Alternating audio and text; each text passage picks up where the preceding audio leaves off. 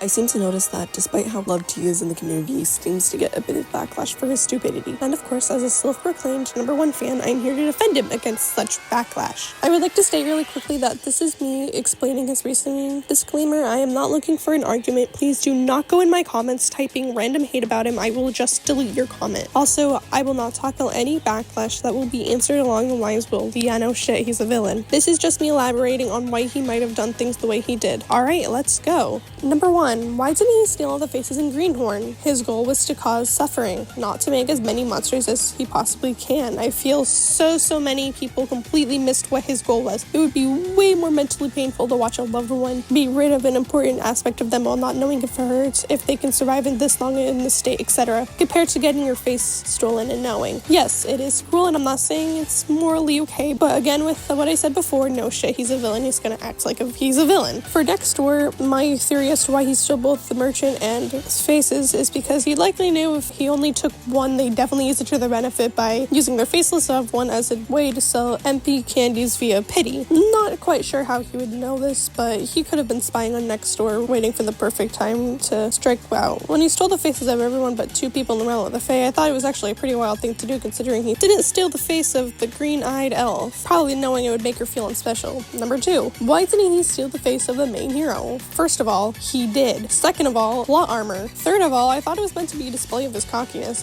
He never thought the main hero as a threat, as the Dark Lord, so why would he bother with stealing the face of the protagonist? I thought this was more of a display of arrogance. Honestly, my man does not get that much hate, so that's all I could find that could actually be defended. The Darker Lord, though. The most common hate he gets is, he didn't do anything to the main hero. As a way to state the Dark Lord is better, but that actually makes me wonder if they actually, paid attention to the game. As a way to kind of state the Dark Lord was better, but that actually makes me wonder if they actually, paid attention to the game or played it, because no way are you being for real saying that. The idea of the skyscraper jewels being scattered was definitely not an accident. Why do people not realize this? Also, do we forget about the fact that he kidnapped the princess, genie, fairies, and the ex-Dark Lord / factory worker? And sure, he didn't do as much, but why do you guys want an exact copy of the Dark Lord? Seriously, if he was like the Dark Lord, y'all would still shit on him for being exactly like him or just being repetitive. Obviously, I love the Dark and Darker Lord equally.